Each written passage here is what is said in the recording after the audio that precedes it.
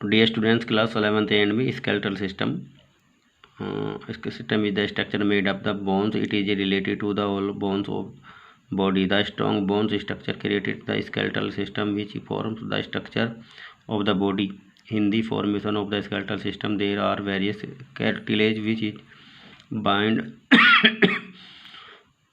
one bone is another bone.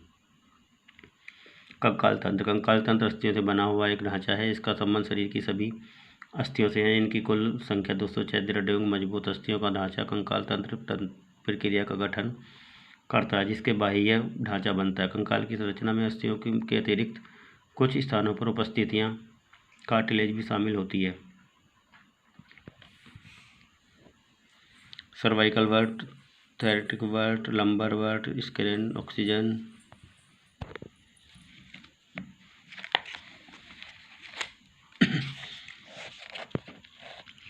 Function of skeletal system. Skeletal system provides the framework and structure of the body. कंकाल तंत्र के कार्य शरीर को सहारा प्रदान करना।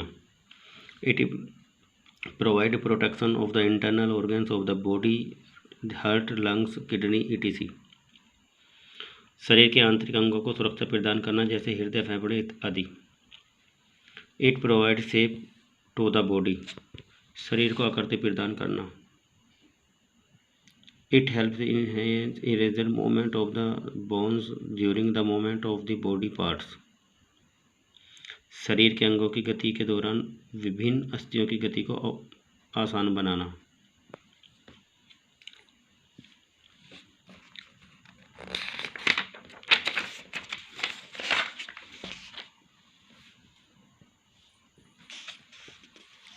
Bones provide the surface to connect the muscles. अस्थियां पेशियों को जोड़ने में सतह प्रदान करती है।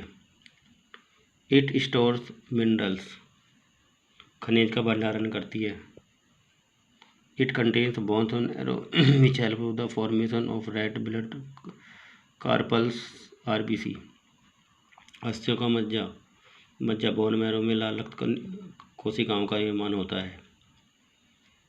It supplies calcium during calcium deficiency. Calcium की कमी होने पर अस्थियां कैल्शियम की आपूर्ति करती है। Bones also produce two type of the hormones: fibroblast growth factor FGF, ओस्टियोसिलेम। अस्थि कोशिकाएं दो प्रकार के हार्मोन्स उत्पन्न करती है: fibroblast growth factor, osteocalcin FCG. Increase the production of the phosphorus. It reduces hydroxyl vitamin D in the kidney and helps to activate production to vitamin, and osteolysis helps it regulate blood sugar and fat in our body to increase screen of the insulin and also increase cells which are responsible for the secretion of insulin. Phosphorus के उत्पादन को बढ़ाता है। Kidney पर कार्य करके vitamin D के hydroxylation को रोकता है तथा विटामिन डी को सक्रिय रूप में लाने में मदद करता है, जबकि ओस्टियोकोलिसिस ब्लड शुगर को नियंत्रण रखने तथा वसा को भंडारित करने में मदद करता है। ऑस्टियोक्लोसिस इंसुलिन के स्राव को भी बढ़ा देता है तथा इंसुलिन को स्रावित करने वाली कोशिकाओं की संख्या को बढ़ाता है। Classification of bones. Bones are classified on the basis of their structure and shape as given below. अस्थियों का वर्गीकरण उनकी संरचना में आकार के आधार पर किया जाता है, जो निम्नलिखित है। अस्थियों का वर्गीकरण.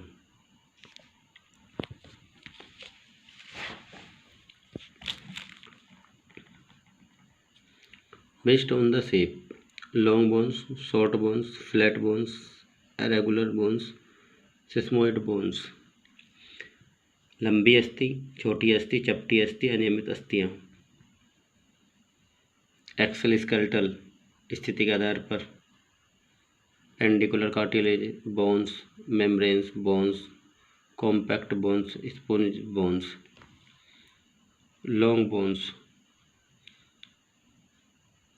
length of these bones are the greater than which it is dense in the middle and the at the ends. These bones work like a lever during an activity. These are the bones like radius, ulna, femur, tibia, fibula, etc. When the observe these bones deeply, we can compact bones in the middle and spongy bones. It is the ends. It is a medullary cavity in the middle which contains bone marrow. लंबी अस्थियाँ। इन अस्थियों की लंबाई उनकी चौड़ाई की अपेक्षा अधिक होती है। इन अस्थियों के मध्य में स्तंभ तथा सिरों पर नौ होती हैं। अस्थियाँ क्रिया के समय अस्तोलक लीवर का कार्य करती है कि जैसे कि humerus, ulna, radius, femur, tibia एवं फिबुला आदि। इन अस्थियों को भीतर से देखा जाता है तो इनमें मध्य संधि अस्थि तथा सिर पर स्पंजी अस्थि नजर आती है। अस्थि के मध्य में मेडुलर गुहा होती है अस्थि जिसमें अस्थि मज्जा भरी हो रहती है। Short bones. Length and the width of these bones are generally alike. The main function of these bones is to provide stability and the support. For example are carpal bone and the tarsal bones. In the center of these bones there is a thin layer.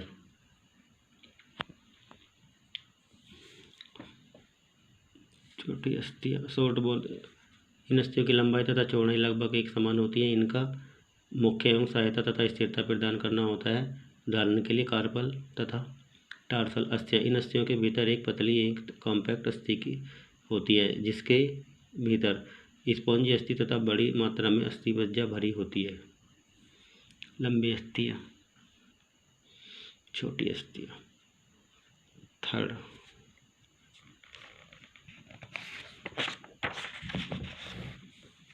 flat bones.